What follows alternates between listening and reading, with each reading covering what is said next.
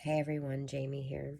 What I want to talk to you about today, I don't want to come across as an insensitive jerk, and I don't want to. This might be triggering for some of us to hear, and I know because I have my own struggles with it. But who you surround yourself with makes a huge difference in your life. It absolutely impacts your life. I think it was Jim Rohn who said you are the sum of the 5 people that you spend the most time with, something along those lines. And it's absolutely true. And I'm sure if you actually just reflect upon this, you will see that it's true. And the reason that I'm thinking about this today is because I was getting ready for my day, and I had I had a message from a colleague who I consider a good friend, and I was just delighted. It was actually energizing. It was energizing listening to her messages. Even when there's something that's serious and maybe even hard, or something that she wishes were different, the way she talks about it, the attitude she has about it, her feelings around it, like, it's not draining.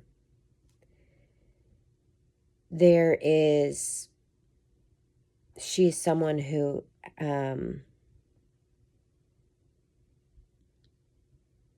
is forward focusing, who has goals, who has dreams, who's working towards them. It's not like she or I don't have problems. It's not like we don't run into issues. It's not like we don't lose our shit sometimes. It's not like we don't get triggered multiple times a day. But it's how we talk about it and what we choose to do about it, and the way we take ownership for it, and the way that we are inspired and taking that inspired action and forward focused. When I listen to her messages, I'm excited for her. I am not jealous. I'm not envious. I get inspired. It motivates me. I think, ooh, oh, I might have a solution for her, or, oh, that made me just think of this. Like, it's very uplifting and forward focused, and it's all about like growth and expansion. And I just couldn't help myself. And this is where I don't want to sound like an asshole, but sometimes you just can't help but contrast that with experiences that you've had with other friends, like people you care about, people you love. Maybe it's friends, maybe it's family. And when you have that, when you have people in your life that are uplifting, that are energizing, that do fill your cup, even when they're not, it's not even on purpose. They're not intentionally filling your cup. It's just that their attitude, their energy, their focus, it lifts you up. When you have that, on the flip side, it makes it more obvious when you have relationships that aren't like that. People who, if you're being honest with yourself,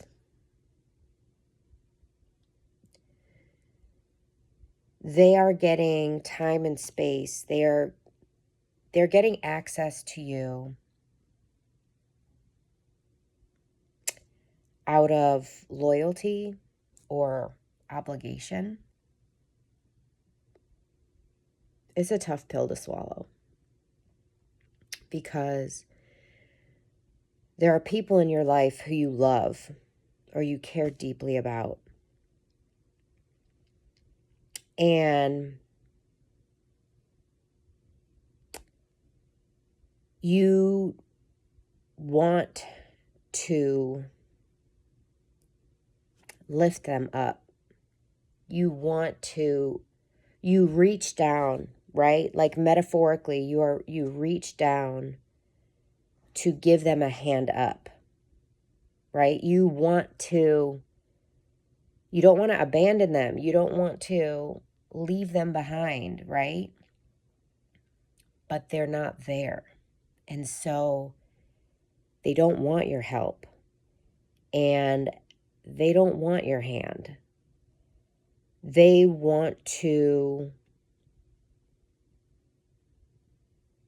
have a lot of shit maybe that they're going through, and they're not in a place where they want to see it differently. They want to be angry. They want to be resentful.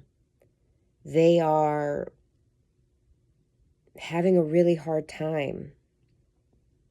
And it's absolutely not in any way. This is an illustration of what it's like when your dominant vibration is higher than theirs. It just is what it is. And those are the people who drain you, right? Those are the people who, and everybody's experience of this is different, you know? But those are the people that you have less energy after being around them. You actually don't feel as good after being around them. You're more just, it kind of brings the vibe down. It brings your energy down. You're kind of like, well, that was a bit of a, I don't know. Those are the type of people, they can get really caught up in the drama and being right. And yeah, it's just really draining. And it's really sad and it's really depressing because when you're high vibe, when your dominant vibration is higher, you do want to lift people up. You want them to choose to see things differently in order to feel better more of the time. Like, you want that for other people because you know how good it feels. And it's not that you're dismissing or disregarding the struggle that they're in. It's just, you just see it differently. And you want to help them see it differently because you know, hey, when you see it this way, it doesn't ruin your life. It doesn't make you feel like shit. Like, you feel so much better, you know? So this is one of those topics that's really, really hard because I think a lot of people, one of the biggest fears that people have, sincerely, like, oh my God, I've had so many clients and I've felt this personally. So many clients literally self-sabotage because they're afraid of who will get left behind if they step into that next level version of success in their business, if they step into that next level version of themselves when it comes to their health or their weight.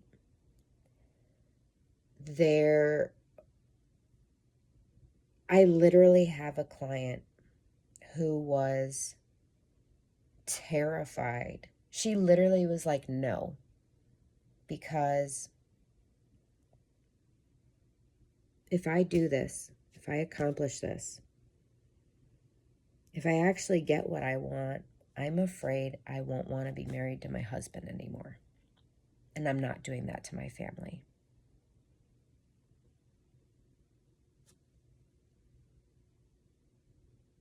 She was literally like, I am afraid that if I grow and expand and I connect with my desires and I accomplish this thing, then I won't want to be with my husband anymore, and I'm not willing to do that. I'm more comfortable in the known discomfort, the known dissatisfaction. I'm more comfortable being dissatisfied in my current life than and she was just like, this fear that her growing and expanding would basically create too big of a bridge, like too big of a, too much distance between her and her husband. And that there's an assumption there, right? She's assuming that he wouldn't be inspired by what she was doing, that he would just stay the same. He would be living in his own fear. He would be living in his own, lack of health. It's just crazy. She had big dreams, big desires, big goals. And it was like, it's not worth it if it means I'm going to want to leave my husband. It's not worth it if it means she just didn't have that perspective.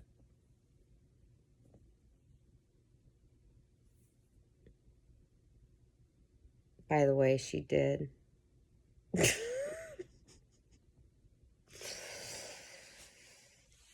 She found a way to process those fears and move forward anyways. But anyways, we're not talking about her. We're not talking about that particular situation. But our environment either sets us up for success or it sets us up for failure.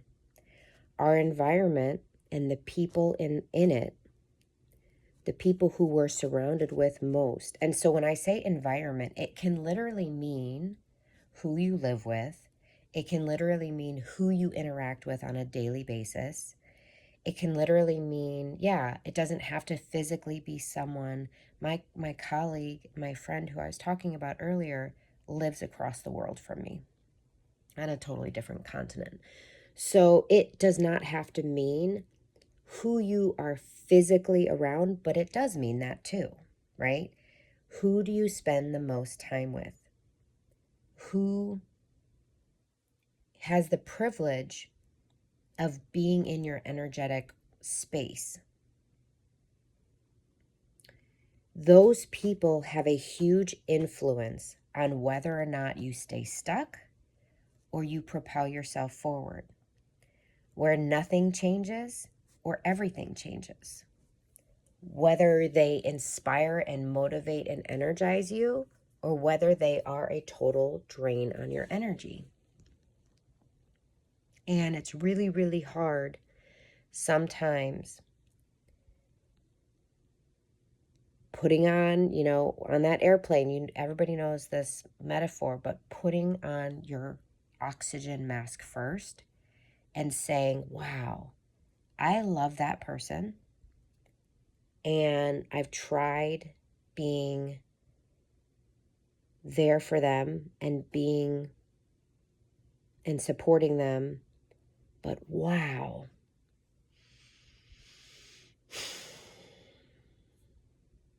If I'm just being very black and white about this, my interactions with them drain my energy. And so right now, while they are at that place and they don't want my help and they don't want my support and nothing I say or do makes them feel better and it doesn't help raise the energy of the room, they don't get to be one of those people that has that unlimited access to my energy, because they don't get to be one of those 5 people that influence my energy the most. In other words, I'm not going to spend as much time with them, or I'm not going to, when I say spend as much time with them, whether it's physically spending time with them or being on the phone with them or, interacting with them. And I'm instead going to consciously choose. And this is like the mentors that you surround yourself with too. I have certain mentors and coaches who I know that their content is safe, uplifting, inspiring, motivating, and high vibration. I know that every minute that I invest my time listening to them, it is lifting me up. It is not dragging me down. And that is really, really, it makes all the difference in the world. I'm going to try to say this without crying. I was working with an 8th grade boy last week. And you would never know. He was smiling. He was polite. He was, if it takes me too long to say this, it's going to make me cry. He was such a delight to be around.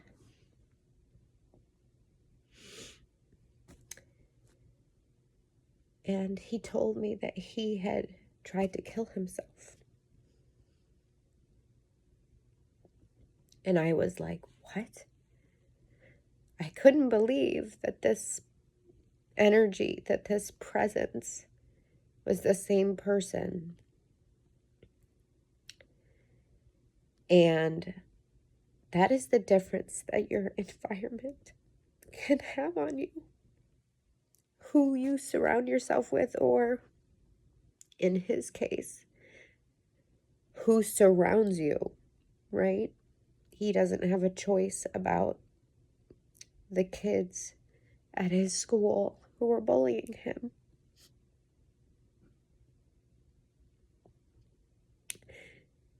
And when the environment is that toxic, even a bright light,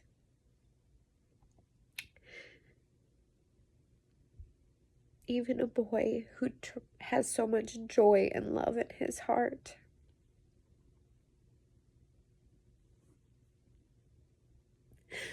he wasn't successful, by the way. He didn't actually kill himself. But it's still hard.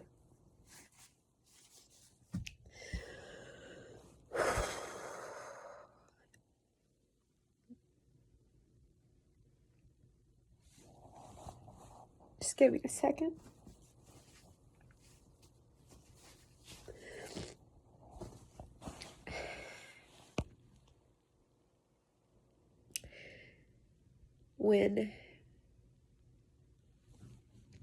This is why it's so important who you surround yourself with. Do you what's that saying? When a flower fails to bloom, you don't change anything about the flower. You change the environment that it's planted in, right? Like, I don't know. I said that kind of wrong, but God, I really want to blow my nose.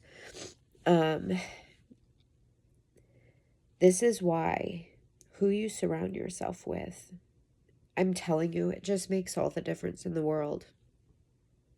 And if you're a parent watching this, advocate for your fucking child.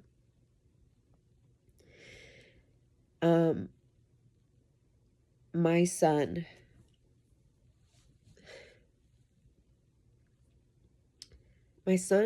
is one of the smartest. He was so smart, but he was failing to thrive at school. And I felt that way for years. And I had so many people tell me that's normal.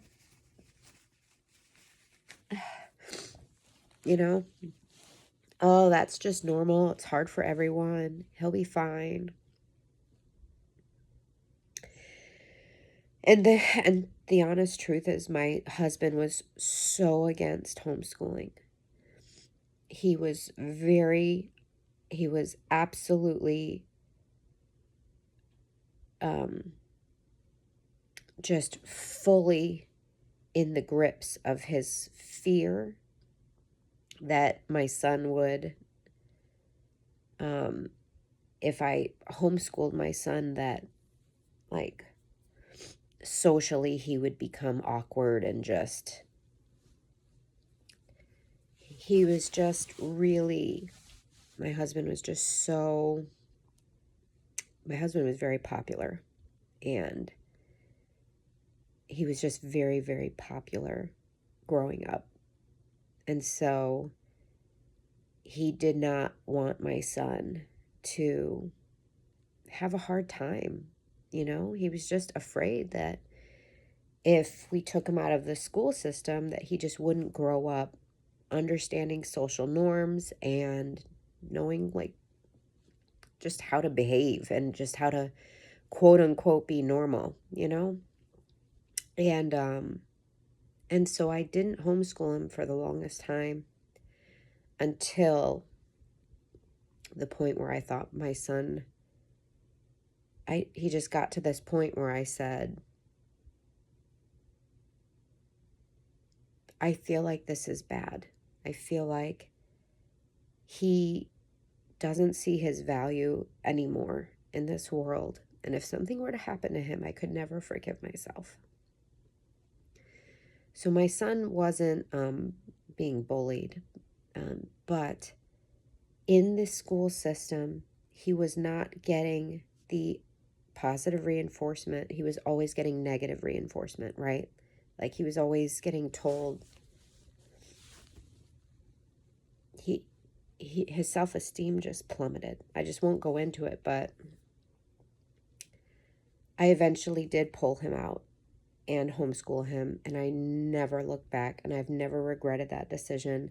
The only thing I regret is not doing it sooner. And I did quit my job. Like I left corporate and decided, okay, I'm going to start a business. I'm going to start a coaching business instead.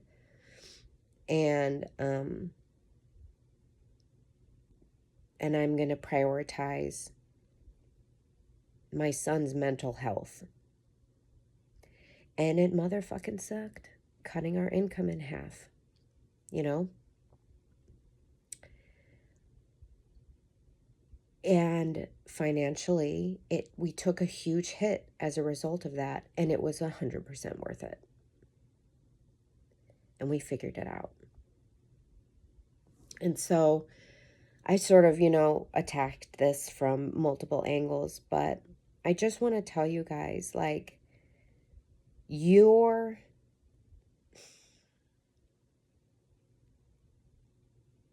can't help others when you have an empty cup. You're just going to cause destruction to yourself, and it's not sustainable. So in the short term, sure, maybe you could, but it's not sustainable in the long term. And you can love people from a distance, and you can hold the vision of them, and you can be ready. I saw someone, like a quote that said, boundaries are the distance at which I can love you and love me at the same time. Like, I think I fucked that up too, but the bottom line is boundaries are there so that you can live your life, because, by the way, you came here to live your life. You did not come here to live your friend's life or live your family member's life. You came here to live your life. And so sometimes we have to protect ourselves and protect our energy, and we have to be very thoughtful and intentional about who, again, those 5 people are, metaphorically, right? Like, who are the people that have the most access to me, whose energy I am in? the majority of the time, because that is absolutely greatly going to impact the amount of positive change you can embrace in your life. It absolutely affects what you are able to manifest. It absolutely affects what you're able to accomplish, how you're able to grow and expand throughout your life is absolutely helped or hindered by the environment that you are in. And sometimes you are making the most of a bad situation. And sometimes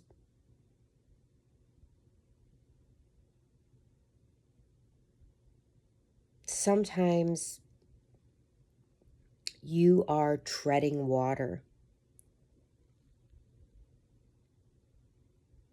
And I am fully acknowledging that. Like, I'm trying to think, like, I was, I was just trying to think of examples of where you are not in control of the situation, and so you can't, like, take yourself out of it necessarily. So I'm thinking of a child who is being bullied at school and wants nothing more than to not be in that school anymore, but is stuck there because their parents aren't taking them out of the school, and the school is doing what it can, which is basically nothing. So with this 8th grade boy who I was talking with, he his bullies got like a lunch detention and then went back to bullying him and like physically assaulted him, and the school gave him a detention.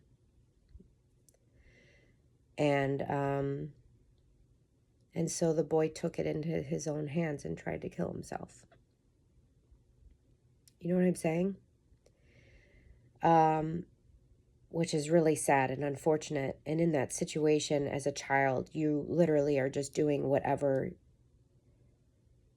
you're trying to survive until you don't think it's worth surviving anymore, which is really, really sad and hard. And it just is so upsetting. I was kind of thinking of like someone who's maybe like in the military who doesn't want to be, you know, or like, this is going to be so dark, but like, you know, someone who was a Jew in the concentration camp back in like World War II. You know what I'm saying? Like, when you're literally imprisoned against your will or whatever, and there's nothing you can do about it.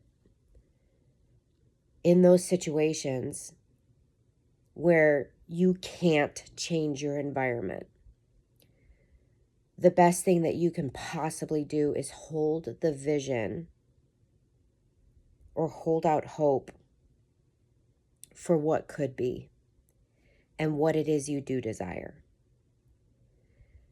In those situations where you truly are imprisoned and there is nothing that you can physically do because you're too young or someone's literally holding you against your will, the only thing you do have control over are the thoughts that you think, the things that you say, the feelings that you feel, what you choose to focus on. And all of that can create miracles in your life. It can create miracles that you didn't even know were possible. It can manifest outcomes that you didn't even know were possible. But the bulk of this video, the point of this video was 99% of the time, every other circumstance other than that, you do have a choice about what environment you are in, who you surround yourself with,